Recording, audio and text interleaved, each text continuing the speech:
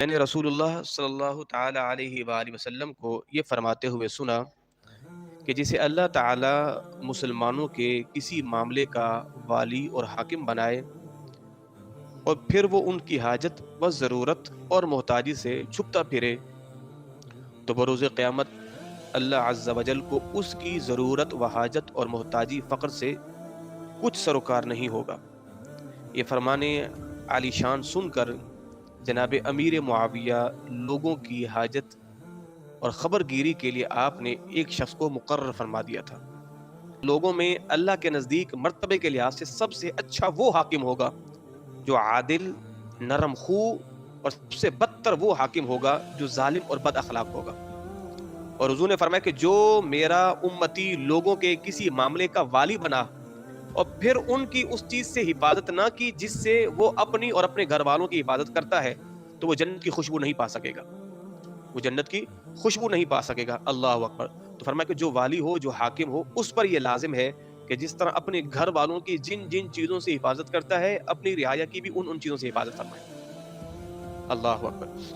اللہ رب العزت ارشاد فرماتا ہے ان اللہ یأمر بالعدل والاحسان، بے شک اللہ حکم فرماتا ہے انصاف کا اور نیکی کا۔ تو حکمرانوں کا کام کیا ہونا چاہیے کہ وہ رعایا کو نیکی کا حکم دیں، بھلائی کا حکم دیں، برائی سے روکیں اور خود وہ انصاف کریں۔ کہ حضور نے فرمایا کہ اللہ رب العزت 7 آدمیوں کو اپنے عرش کا ٹھنڈا سایہ نصیب فرمائے گا کہ قیامت کے دن اللہ کے عرش کے سائے کے علاوہ کسی چیز کا کوئی سایہ نہیں ہوگا، اور لوگ سایہ دار جگہ کو ڈھونڈتے پھریں گے، مگر اس دن اللہ 7 قسم کے لوگوں کو اپنے عرش کا سایہ نصیب فرمائے گا۔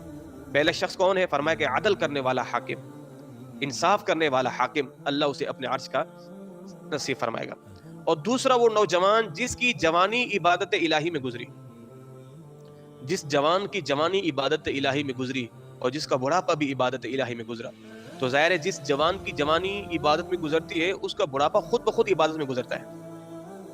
اور تیسرا وہ شخص کہ جس کا دل مسجد سے لگا رہا ہے، تیسرا وہ شخص ہے کہ جس کا دل مسجد سے لگا رہا ہے، یعنی مسجد میں آئے تو پھر بیٹھ ہی جائے، نماز پڑھے، نوافل پڑھے، سنت موقدہ غیر موقدہ، قرآن کی تلاوت، تسبیحات، ذکر اذکار، استغفار، بیٹھا ہی رہے، اس کا جانے کو جی نہ کرے۔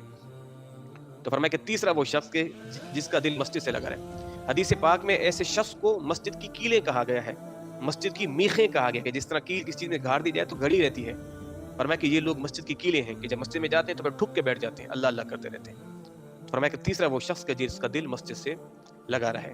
تو چند ہی ایسے لوگ ہوتے ہیں کہ جن کا دل مسجد سے لگتا ہے، ورنہ کثیر تعداد ہے۔ اگر آپ یوں کہیں کہ جناب 100 میں سے 97% یا 98%، اگر 99% بھی کہہ دیں یہ مبالغہ نہیں ہوگا، اتنے لوگ ہیں کہ جن کا دل مسجد میں نہیں لگتا۔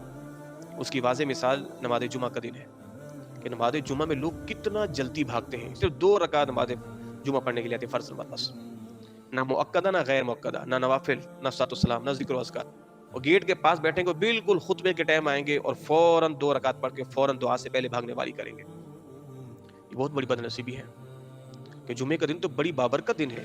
اللہ کے رسول کا فرمان ہے کہ جمعے میں ایک ایسی گھڑی ہے کہ جس میں جو بھی دعا کی جائے اللہ قبول فرماتا ہے، اور فرمایا کہ اس گھڑی کو تلاش کرو، اس گھڑی کو تلاش کرو۔ اللہ اکبر۔ اور چوتھا وہ شخص ہے کہ جو اللہ کے لیے محبت کرے، کی محبت پر ایک دوسرے سے ملیں اور جدا ہوں۔ الحب للہ والبغض للہ، محبت بھی اللہ کے لیے، بغض بھی اللہ کے لیے، ایک دوسرے سے ملیں اللہ کی رضا کے لیے۔ اگر کوئی کسی سے بغض رکھتا ہے تو اللہ کی رضا کے لیے رکھتا ہے۔ اور پانچواں وہ شخص جسے منصب و جمال والی عورت برائی کی طرف بلائے اور وہ یہ کہہ دے کہ میں اللہ سے ڈرتا ہوں، فرمایا کہ اللہ اسے بھی اپنے عرش کا ٹھنڈا سایہ نصیب فرمائے گا۔ اور چھٹا وہ شخص کہ جو چھپا کر صدقہ کرے، اس کے بائیں ہاتھ کو پتہ ہی نہ چلے، دائیں ہاتھ سے صدقہ کرے تو بائیں ہاتھ کو پتہ ہی نہ چلے، اور دائیں ہاتھ نے راہ خدا میں کیا خرچ ہے بائیں کو پتہ ہی نہیں ہے۔ فرمایا کہ چھپا کر صدقہ کرے، لوگوں کو چھپا کر صدقہ دے، ڈھنڈورا نہ پیٹے، فرمایا کہ اللہ اسے بھی اپنے عرش کا ٹھنڈا سایہ۔ اور ساتواں وہ شخص کہ جو تنہائی میں اللہ کا ذکر کرے اور اس کی آنکھوں سے آنسو جاری ہو جائے، ساتواں وہ شخص کہ جو تنہائی میں اللہ کا ذکر کرے اور پھر اللہ کا ذکر کر کر کے رات کے آخری پہر ہو، تنہائی ہو، اور پھر بیٹھے بیٹھے رو جائے۔ ساتوں شخص، سبحان اللہ۔